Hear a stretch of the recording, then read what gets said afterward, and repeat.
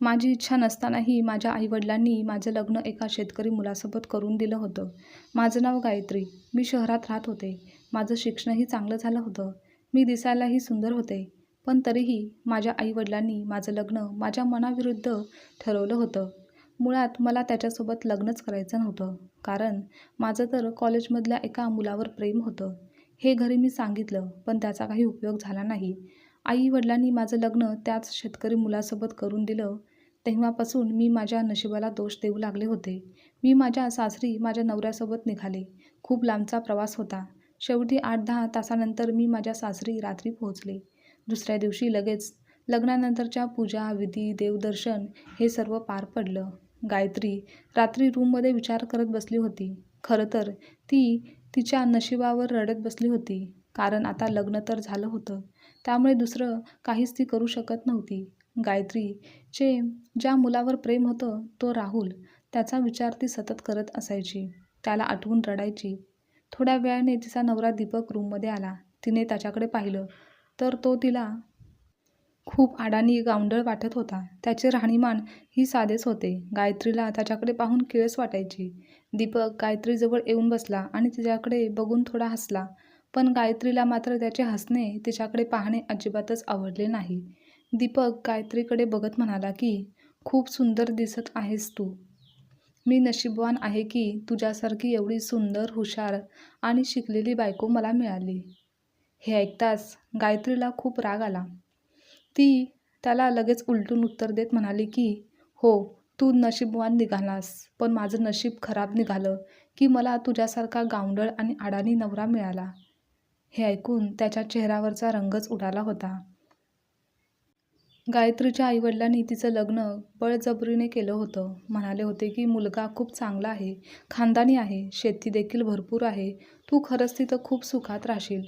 पण सुख म्हणजे फक्त खानदान आणि पैसाच असतो का? मला माझ्या इच्छा मन नाही का? असं गायत्रीला वाटत असायचं. आणि ती त्या रागातच तिच्या नवऱ्याला काहीही बोलत होती. तिला त्याचा खूप राग येत होता. तिला असं वाटत होतं की सगळा राग त्याच्यावरच काढावा आणि ती तेच करत होती. यावर दीपक म्हणाला, गायत्री तुला काय झालं आहे? तू असं का बोलत आहेस? बरोबर बोलत आहे मी. तुझी लायकी नाही आहे माझ्यासोबत राहण्याची. जर तुला वाटत असेल तू माझ्या लायकीचा आहेस, तर तुझा हा खूप मोठा गैरसमज आहे. तू शिकलेला नाहीस आणि दिसायलाही चांगला नाहीस. पण माझ्या आईवडिलांनी तुझ्यात काय पाहिलं काय माहिती, की माझं आयुष्य सगळं खराब करून दिलं. असं बोलून गायत्री आता रडायला लागली होती. तेव्हा दीपकला देखील काय बोलावं हे कळत नव्हतं. तो तसाच शांत हतबल होऊन उभा होता. तोपर्यंत गायत्री पुन्हा रडत बोलू लागली की माझं एका मुलावर प्रेम आहे. मी तुझ्यासोबत राहू शकत नाही. मला त्याच्यासोबत लग्न करायचं आहे. तिचं हे बोलणं ऐकून त्याला खूप आश्चर्य वाटलं.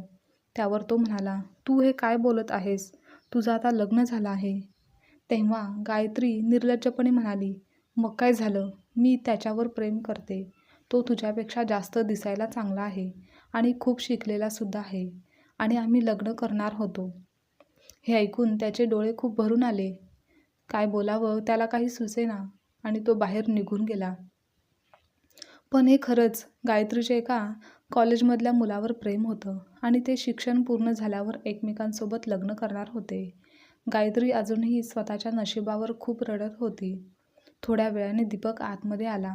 तेव्हा त्याचे डोळे खूप सुजलेले दिसत होते आणि चेहऱ्यावर पाणी होतं. बहुतेक तो खूप रडला होता. त्यामुळे चेहरा धुवून आला होता. त्याने कपाटातून चादर काढली आणि चटई अंथरून घेऊन तो खाली झोपायला गेला. त्यानंतर गायत्री पण बेडवर झोपी गेली. असंच दिवसामागून दिवस जात होते. पण दीपक व गायत्री एकमेकांसोबत फारसे काही बोलत नव्हते. गायत्री उठायच्या आधी तो शेतावर निघून जायचा आणि संध्याकाळी उशिरा दमून घरी यायचा. तेव्हा तो खूप घामाने भिजलेला असायचा आणि त्याच्या अंगाला मातीचा आणि शेणाचा वास यायचा. याची गायत्रीला खूप घाण वाटायची. ती त्याच्याकडे रागाने बघत असायची. तो आला की रूममधून बाहेर निघून जायची आणि त्यानंतर तो रूममध्ये जाऊन फ्रेश होऊन बाहेर यायचा. गायत्रीला सासरी सर्वांसोबत एकत्र जेवायला बसायलाही आवडत नसायचं. म्हणून ती अर्धवट जेवण करून तशीच ताटावरून उठून जायची. हे दीपकच्या लक्षात आलं होतं. तेव्हापासून तो घाई गडबडीत जेवण करून बाहेर जायचा, जेणेकरून गायत्रीला व्यवस्थित जेवता येईल. तो शेतात दिवसभर काम करायचा आणि दमून घरी यायचा म्हटल्यावर त्याला पोटभर जेवायला हवं होतं, पण तो तसं काही जेवत नव्हता. हे गायत्रीला देखील जाणवलं होतं, पण तिला काहीच फरक पडत नव्हता. ती तर स्वतःच्याच नशिबाला दिवसभर दोष देत असायची आणि राहुलला आठवायची. काही दिवसांनी गायत्रीने राहुलला फोन लावला, तेव्हा दीपकही तेथेच होता. त्याच्यासमोरच ती राहुलबरोबर फोनवर बोलायची. त्या दिवशी गायत्रीने राहुलला रडून रडून आपल्याला सोबत जे काही झालं ते सगळं सांगून टाकलं होतं. नवरा आपल्या समोरच आहे याचा तिला काहीच फरक पडला नव्हता. दीपकने नेहमीप्रमाणे चादर आणि चटई घेतली आणि शांतपणे तो झोपून गेला. आता तिचे हे रोजचेच चाललं होतं. ती रोज राहुलसोबत फोनवर बोलायची. तिला असं वाटायचं की राहुल अजूनही तिच्यासोबत लग्न करण्यास तयार आहे. आणि त्यावेळेस दीपक समोर असायचा. राहुल अजूनसुद्धा माझ्याशी लग्न करायला तयार होता, हे तिला असं वाटायचं. एक दिवस असंच फोनवर बोलत बोलत गायत्री रूमबाहेर आली. तेव्हा सर्वजण झोपी गेले होते. तर गायत्री फोनवर बोलत असताना अचानक तिची नणंद मागून आली आणि तिने फोन घेत बोलली की, काय गं, नवरा असताना परपुरुषाशी संबंध ठेवतेस, रात्री अपरात्री त्याच्यासोबत बोलतेस, थोडी तरी लाज वाटते की नाही? तेव्हा गायत्रीला वाटतं की तिच्या नंदेने तिचं फोनवरचं सर्व बोलणं ऐकलं आहे. ती जोरजोरात ओरडत होती.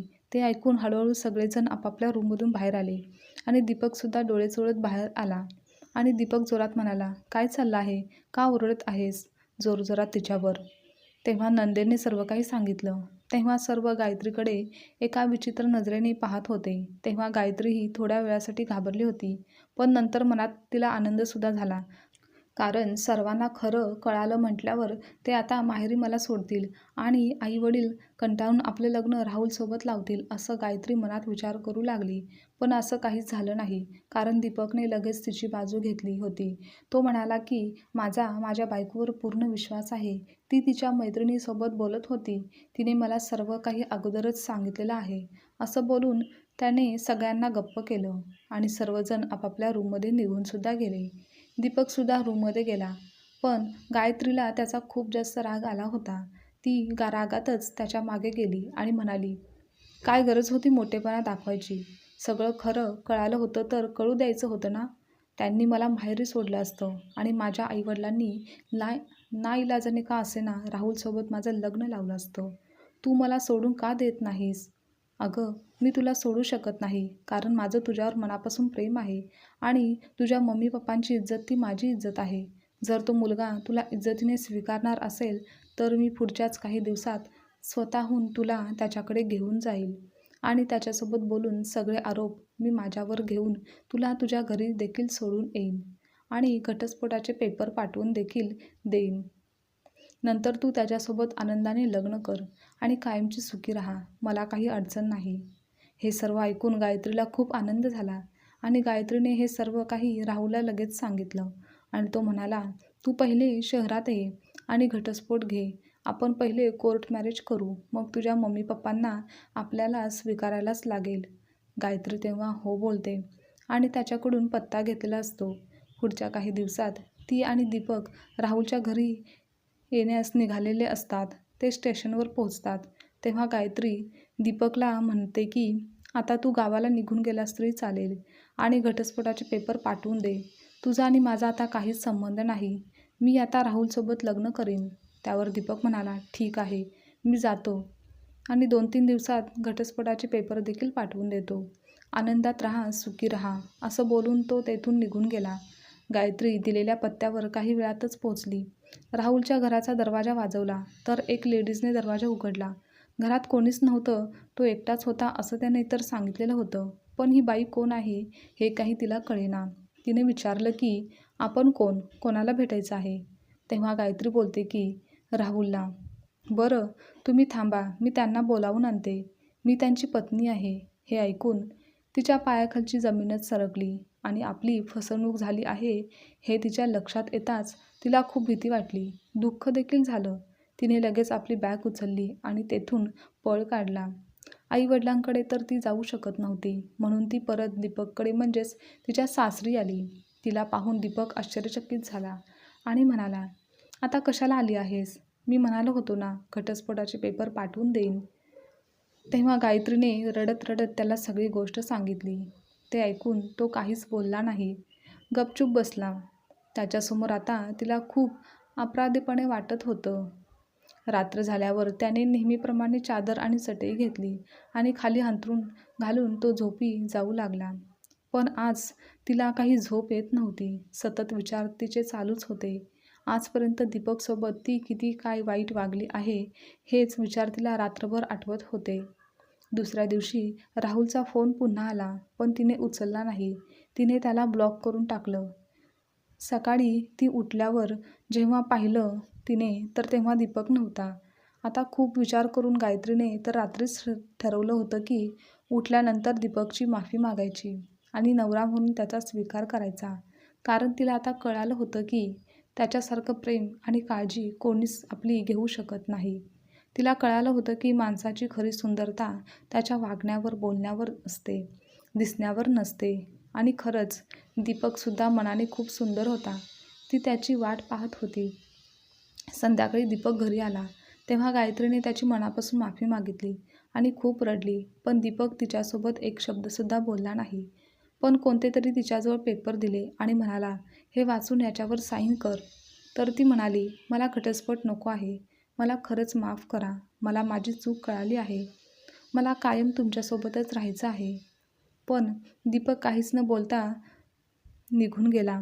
तेव्हा गायत्री खूप खूप रडली आणि मनात विचार केला की रात्री परत त्यांची मी माफी मागेन, तेव्हा नक्कीच दीपक माफ करतील. नेहमीप्रमाणे रात्री रूममध्ये दीपकने चटई चादर घेऊन खाली अंथरूण घालायला सुरुवात केली. पण जेव्हा गायत्रीने लगेच त्याला थांबवलं आणि म्हणाली, तुमची जागा इथे नाही तर बेडवर आहे, आणि त्याचे पाय धरून ती रडायला लागली आणि बोलू लागली की मला घटस्फोट नको आहे. मला तुम्हाला सोडायचं नाही आहे. मी खूप मोठी चूक केली आहे. मला ओरडा, शिव्या द्या, हवं तर मारा पण मला माफ करा. तेव्हा त्याने तिला उठवलं आणि म्हणाला, जर तू ते पेपर वाचले असतेस तर अशी रडली नसतेस.